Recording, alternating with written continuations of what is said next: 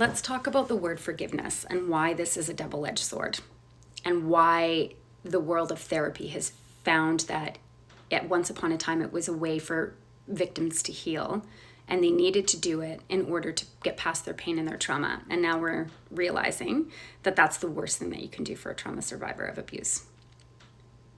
And why is that?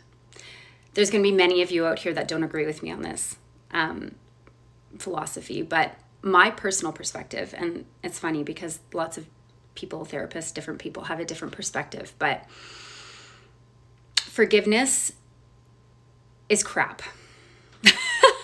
I'm just going to say it flat out, okay? If you are a victim of abuse, and this is not me staying stuck in a victim mode or being, and you're going to get a lot of people on here spewing hate about, oh, you're a victim and you're not moving past it and you have to forgive.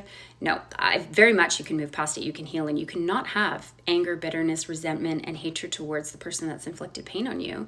That's when you know you've healed. But do you need to forgive them in order to get to this part of your life or to feel these feelings? No, you don't. There's lots of ways that we can heal and move past the pain, the anger, the resentment without forgiving the person who's inflicted it. It's like saying to a rape survivor, you have to forgive the rapist. No, you don't. It doesn't matter what the trauma is. And you can't compare one trauma to another, okay? It's really, again, empathizing with the person's feelings and how they really feel and how they've been affected. A child, when they are abused by a parent, will grow up thinking that they are the problem and it's their fault. When somebody says to them, it's time to move on, you have to forgive that person, you've got to heal, all that's doing is re-victimizing the child and believing that they're the problem. It's not showing validation. It is the most invalidating thing you can ever say to a victim of abuse is to get over it and move on, or to forgive. That's the only way you're going to heal. What does forgiveness really mean?